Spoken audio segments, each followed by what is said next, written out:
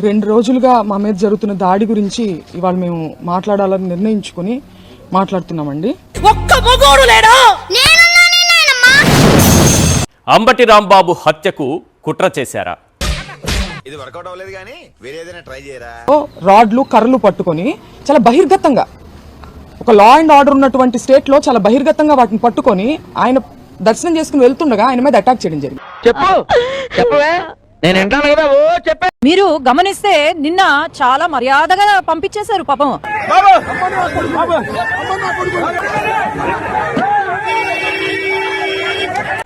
ఎంతన్నా అంతరించిపోతున్నా నువ్వు, అవసరం నీకు?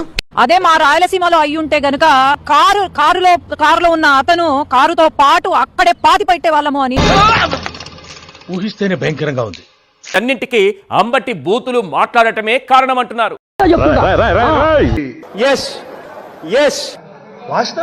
నిజానికి ఆయనను అలా రెచ్చగొట్టింది ఎవరు? మాకు తెలియదు సార్, మీరు దేశ ముదురు కాబట్టి చెప్పండి. మీరు ముదురు కదా, మీరు అందరు నాకుతుంటారు కదా.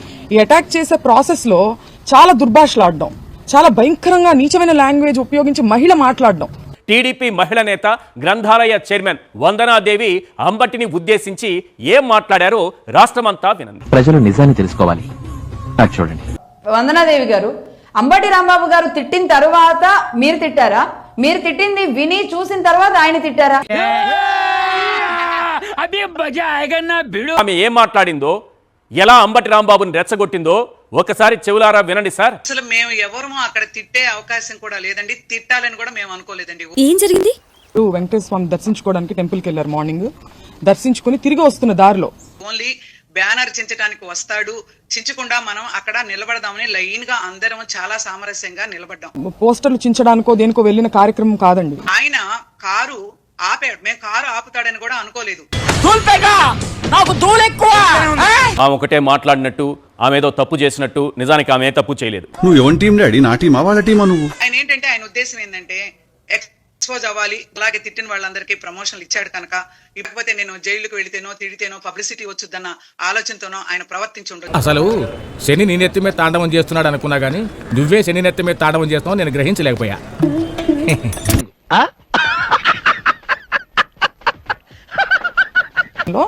మూకుమ్మడిగా అందరూ దాడి చేసి టీడీపీ కార్యకర్తలు కావచ్చు, వాళ్ళ శ్రేణులు, వాళ్ళ మనుషులు అందరూ ప్రిపేర్డ్ గా, చాలా ముందుగా ప్లానింగ్ తో సరే ఫేస్ టర్నింగ్ ఇచ్చుకోండి.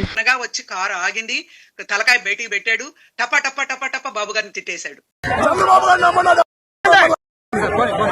మాట్లాడినటువంటి భాషకు కుటుంబ సభ్యులు కూడా సిగ్గుతో తలదించుకుంటారు.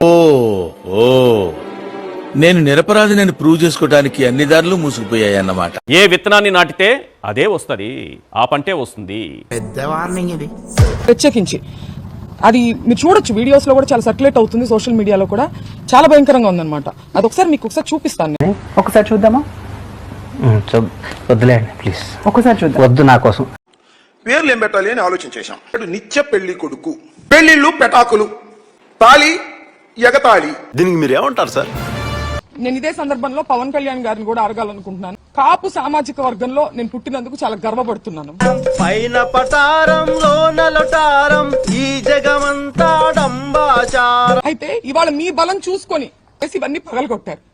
దీనికి పవన్ కళ్యాణ్ గారి బలము అడ్వాంటేజ్ గా తీసుకున్నారు వాళ్ళు. కాబట్టి పవన్ కళ్యాణ్ గారు బాధ్యత వహించి దీన్ని ఖండించాలి. అటు చూడు, pressure everybody are calling. Y V Subba Reddy గారు, అంబటి రాంబాబు గారు, జగన్ గారు అందరూ ఫోన్ చేసి, అంబటి రాంబాబు అయితే మేము అన్నాడు ప్రెస్ మీట్ పెట్టి కాంగ్రెస్ ని తిట్టి, చిరంజీవిని తిట్టి మేము ఇక్కడికి వెళ్తున్నాం అని చెప్పేంత వరకు ఆయన ఫోన్లు అయితే పెట్టలే. అన్ని ఫోన్లు చేసి ఇవన్నీ మేము మర్చిపోతాం అనుకుంటే మటుకు మీరు చాలా పెద్ద తప్పు చేస్తాను. మేము మర్చిపోం, చేద్దాం, ఒకరోజు అందరూ చేద్దాం. రెచ్చగొట్టి కావాలని ఎటువంటి పదజాలాన్ని ఇవాళ వాళ్ళు ఖండిస్తున్నారో అటువంటి పదజాలాన్ని ముందుగా ప్రథమంగా ఆయన మీద ప్రయోగించి ఆయన్ని రెచ్చగొట్టే ప్రయత్నం చేశారు.